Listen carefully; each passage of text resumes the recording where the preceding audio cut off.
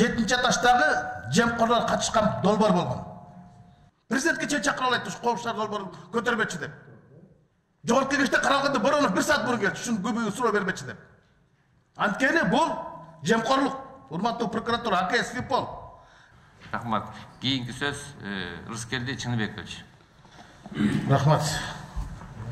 Менде суроолор көп. Кыскараак жооп берүүгө аракет кылгыла. Урматтуу депутаттар, урматтуу чакырылгандар, кеше Чүй областынын Нурманбет айылында өзөктү өрттөгөн өксүк менен өкүрүк менен бир үй бүлөнү жерге берди. Ошол жердеги айылдын элин өкүргөн укканда жан дүйнө киреге жер таппай калат да.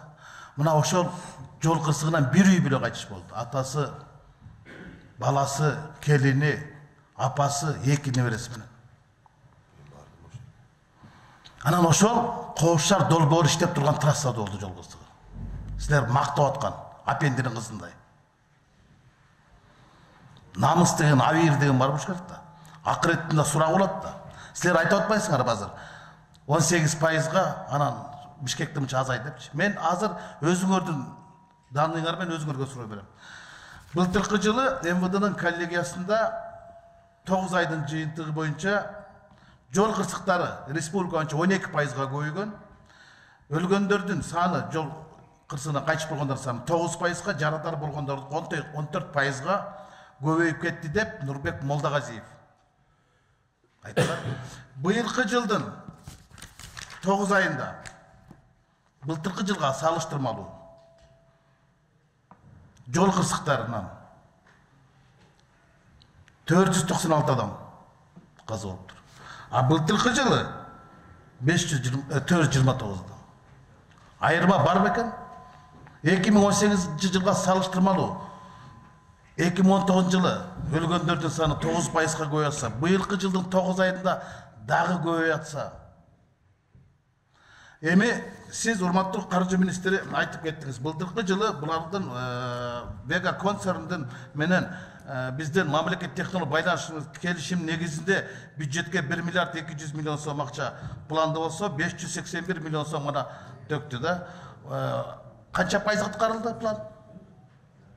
48,9%. 48,9%га план аткарылды. Быйылкы жылдыкычы? Быйылкы жылдыкы 600 миллион сом каралган болсо, фактически 654,3 миллион сом түштү. Муну мен тактап айтып коюшум керек. Бул 600 миллион сом бул такталган бюджет. А фактически биз 2 миллиард 153 миллион сом пландаганбыз. Мына эми туура айттыңыз. Жыл башында ушул жерге Мухаммедкалый Абылгазиев келгенде мен айткам, быйылкы жылга коопчулар долбооруна сиз билесиз. Канча план койдуңар десем 2 миллиарддан ашык деген. Былтыркы жылы 1 миллиард 200 миллион сомду төг албаган Вега концерн 2019-20 жылы 2 миллиард кайдан төгөт десем төгөт деген. Жок болсо чөгөт деген. Анан силер айтып атпайсыңар бе, урматтуу өкүлдөр, Вега концерни же болбосо коопчулар долбоору өзүнүн максатына жетти деп.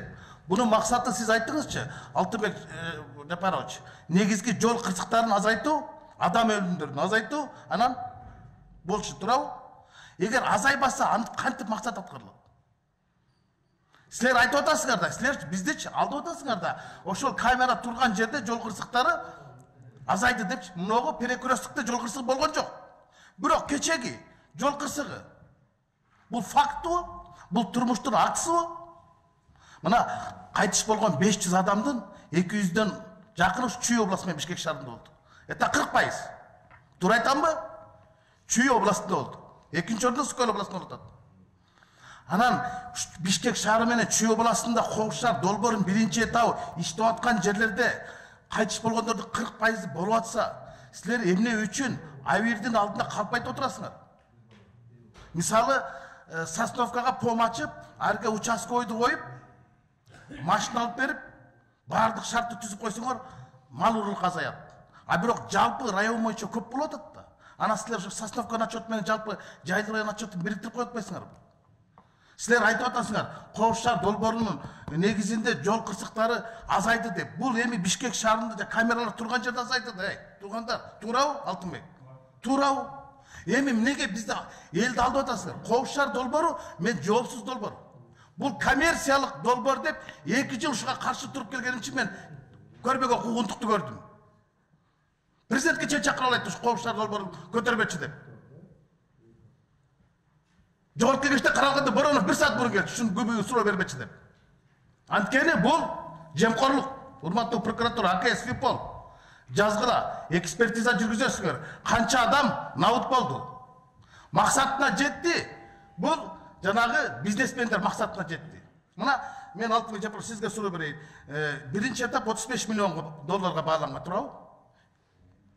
35 миллион сомдук бул долбор, долларлык долбор. Туура айтамбы? Биринчи этап. Биринчи этап. 35 миллион долларлык 110 комплекс алып келдиңер. Анын канчасы Бишкек шаарына койду, мына силер берип атпайсыңар бул жерде 110 участокто орнотулган депчи. Эми ошонун 5 миллион доллары болуптур, программный обеспечение болсун, хаб болсун, сервер болсун. Эми калганы камераларда бул орусча, АПК, кыргызча көзөмөл камералык компоненттер да турабы? ККК. Эми ошону 30 миллионду 110го бөлсөң 270 миң долларда болуп атпайбы? Бир камера 270 миң долларга туруп атса, ана биз 600 долларга актёрдү пластиковый салды кама салбадык бар. Булар бир жылда 10-12 миллион доллар акча чыгарып атат. Бега концерт. Анткени келишим боюнча 50% буларга кетип турабы? Штрафтан. А байкуш алда жакта турат Кыргыз поштасы. Канча сом аласыңар силер бир штрафтан? Да бер. Жеткизип бергенде канча аласыңар? 24 сом 64 тыйын алабыз. 24 сом алат ушул байкуш Кыргыз поштасында кемпир чалдар иштейт. Эч ким иштебейт, анда айлык жок. 4 000-6 000 сом айлык, туурабы? Анан ошого 20 сомдон жол киресин артып кетип, анан тил угат. Албайт, кол койбойт. Ким эле кара кагаз алып келсе, штрафтап келсе, кол коюп берет, сүйүн алат. Анда силер письма счастья деп атсаңар. Кандайча письма счастья ал? Бактылуу катпы? Ал кара кагазда. Кайгылуу каттап келип атат да. Бул деген мен башында айткам, силердин азыркы койгон камералар шаардагылар 7 функцияны. Жол боюндагы 2, жанагы 3 буттуң эркили функция. Булардын баасы ашып кетсе 1000 долларга жетпейт. А бирок киргизген. Мен билем да буну. Башынан каршы чыгып айткан, бул деген керек болсо ошол кездеги мамлекеттин башчысы келип айткан, Рыскелди Чынөков мени буруп атат 7-нчи этаждан деген. Өткөрөсүң деп. А биз билебиз, мына ушул жерде, урматтуу Тынчтыкбек Кадырбеков, сиз билесиз. Биз ушул жерде мурунку Кыргыз Телекомдун башчысы Нурлан Мадаминов отурганда суроо бергенбиз. Жаңы депутат болуп келгенде. Коопчулар долбоорун канча миллион доллар менен ишке ашырасың? 10 миллион доллар менен деген. 10 миллион доллар менен Кыргыз Телекомдун базасына ишке ашырабыз деген. А биз Бишкек шаары менен Чүй областында 35 миллионго. Дагы Бишкектин калганын 35 миллионго, жалпы 50 миллионго берип атабыз. Килеген Анкарада 20 миллионго бүткөн. 20 миллион долларга. Мына сурагыла, Молда Муса Коңгатиевден сурагыла, Зарылбек Ырсалиевден сурагыла. 6 миллион халык бар, Анкарада 20 миллионго бүткөн. Иса Өмүркуловду чакырып сурагыла, Англиялыктар келип 10 миллион долларга бүтүрүп беребиз деген коопчулар долбоорун. Сапар Исаковду Хуавей менен 60 миллион долларга түздүк деп туруп, кызматтан кетиргенбиз. А силер 70 миллионго түшүрүп атасыңар. Жартылай. Иштебеген, катып калган камералар менен. Менде данныйлар бар. Менде данныйлар кантип иштеп атканы жөнүндө булардын. Текшергенсиңер силер. Канча мен аткарбай калгандыгы жөнүндө булардын. Катып калган камералар менен. Анан айтып атасыңар булардын баардыгы. Бул деген коммерческий проект болгондо. Коммерческий проектта 50% акчаны үйүндө жатып чөтөрүп атат. Карапайым эл төлөп атат, ошол акчанын 50%ын жана бизнесмен чөтөрүп атат. Ошонун максаты ишке ашты. Афристердин коррупционерлер максаты ишке ашты. Карапайым элдин максаты ишке ашкан жок. Кайтыш болгондордун саны азайган жок. Жол кырсыктары азайган жок. Бул факт. Мен асмандан алган жокмун. Мына силердин МВДнын бүттүк сводкасын алып чыктым мен. Жол кырсыктар жылдан жылга көбөйүп атат. Адамдардын өлгөнү көбөйүп атат. Жарадар болгон силер мисалы айтып атпайсыңарбы? 500 мына бүгүнкүгө бердиңер. 496 адам кайтыш болду деп. Больницага жаткандардын канчасы кайтыш болду ушу жарадар болгондордун. 6200 жарадар болду десем, ошонун канчасы кайтыш болуп кетти. Силер аны киргизген жоксуңар да. Это же укрытие, урматтуу прокурор. Это Украинада. Ал больницадан өлді, бірақ жол қырсығынан өлді да. Мына кешеги немедеги 6 киши ошол жерден абыт болгон, а больницадан экөөсүнөн абыт болду. Ошо менен 8 болду. Асыл 6-10 киргизесиңер, экөөнү киргизбейсиңер. Бул алдамчылык да. Это же афера государственная. Мошенничество. Карапайым эл таксисттер бир күндө 500 000 сом табат, аны 1000 сом штраф келет. Бактыр ыйылып атат. Анан экинчиси боюнча, силер мөөнөт узартып форс мажор деп атпайсыңарбы? Эмне үчүн анда Кара Балта Бишкек жолун салган Кытай таштап атпайбы форс мажор жок эле? Биз аларды мөөнөт узарткан жокпуз да. А бул эмнеге буларды мөөнөт узарткан? Өткөндө келип 44-тү коюп кетпедиби булар? Ана форс мажор деп. Форс мажор же ЧП болсо, азыр бизде ЧС да. Чрезвычайное положение жок да. Форс мажор дейт, түшүнүп бере тургандай. Алар коюш керек болчу да. АКС Геркейм барбы? Ковшар долбоордун экинчи этабын кытайский компания турган шенсе турабы? Биз деген бар болчу компания, ал Кыргыз Телеком менен барган. Кыргыз Телеком менен барып, алар утуруп калды. Бирок булар Кытайдын эмес деп. Ошондо эле америкалыктар айтып чыккан, Кытай Кыргызстандын коопсуздугунда колдон алат ковшар долбоору менен деп америкалык журналда жазылган. Кытай Борбор Азиянын кен байлыктарын, газына, мунайына ээлик кылуу менен катар эми жарандарын тууралуу маалыматка үстөмдүк кыла баштаган опурталдуу экенин жазды. Киссинджер институтунун Уилсон Борбордун окуучусу Брэдли Ярдин Бишкек ковшар долбоору деген шылтоо менен Кытайдын маалымат чогултуучу машинесине кошулду. Буга чейин Өзбекстан Huawei компаниясы аркылуу $1 миллиард 883 көзөмөлдөөчү камера орнотуу үчүн долбоорго кол койгон. Казакстан 2016 жылы Кытайдын көмөгү менен акылдуу шаар долбоору аркылуу санал төштү иштерин жүргүзгөн деп. Экинчи долбоорун биз Кытайдын Shenzhen компаниясына бердик. Туурабы? Siz айтыңызчы, ошол тендерде жанагы ГОТЗ деп атат, государственный обеспечение тендерной заявки. Кытай компаниясы канча акча төлөдү? ГОКЗ катары тендерный суммасы 60 миллион сомго жакын. Сизде жок экен, порталга кириңиз. Порталга кириңиз, тиги эки орусиялык компания Вега менен биз, алар с перечислением, то есть банковский гарантия кылып атат. Кытай компаниясы наличныйны деп турат. Накталай дейт. Аны мен сурадым, кандай накталай? $890 000 акчаны накталай кайка койду десем, эмне коробка менен салып ошол жерге койду десем, накталай деп турбайбы? Наличныймы дейт. А наличным это законом запрещается. Мен ошондой айткам, мына наличныймы деп атат, мына акча салып атат. Мына ушул жерде коррупция бар деп. Мен президент Сооронбай Шариповке өзү кирип көргөзгөм. Мына эмне депчи? Если отказ от тендерной заявки, это есть отказ от тендерной заявки. Отказ менен откаттын айырмасы бар да. З менен Т. Ошону биз деген компания сотко берген. Эмне үчүн булар наличный акча салды? Сотто отуруп калды. Анткени отказ это есть откат. Мына Сыргак Кенжебаев дегенди кармап камадыңар. Ширин Айтматовдун жолдошун туурабы? Эмне себеп менен камадыңар? Анткени ковшар долбооруна алдын ала акча берген деп атат. $350 000 акча берди деп аны камадыңар. Демек коррупциялык нерсе болгон экен да. Взятка. Мына АКС Геркейм мунун маалыматы турат. Менде турабы? Былтыр шеде айтты. АКС Геркейм айтты. Сыргак Кенжебаев деген $350 000, дагы $250 000 аласам бар деп атат доллар. $600 000 ол алдын ала берип атат. Ковшар долбоорун утуп бергиле деп. А вы продлеваете ушул компанияга. Тиги жана Мотаилев деген, Мохаммед Мотаилев деген кытайлык уйгур жараны пресс-конференция бербеди Кыргызстанга келип отуруп. Мен акчам алдап кетти деп. Мен ковшар долбооруна катышуу үчүн $600 000 алдын ала бердим деп. Эмнеге берет? Эмнеге берет? Кимге бериптир? Мына АКС Геркейм 1 жылдан бери басып жатат. Жооп барбы? Барбы? Саттыр. Жооп берип койсоңуз. Өкмөт төрагасынын орун басары Молдосариев. Урматтуу Ырыскелдин, сиз айтып аткан нерселер боюнча, мына 1 ай мурун бизге досудебный производство иши келген, азыр ошол боюнча следствие жүрүп атат. Ошонун ичинен эми баягы билесиз да, следствиянын купуясын ачык айта албайм, но примерно сиз айткан ошолордун үстүндө иш жүрүп атат. Иш жүрүп атат да? Мына көрдүңөрбү? Коррупция подтверждается, а коррупция силер ишин форс-мажор деп жылдырып берип атасыңар. Маалыматтык коопсуздук, мамлекеттик коопсуздук негизгиси.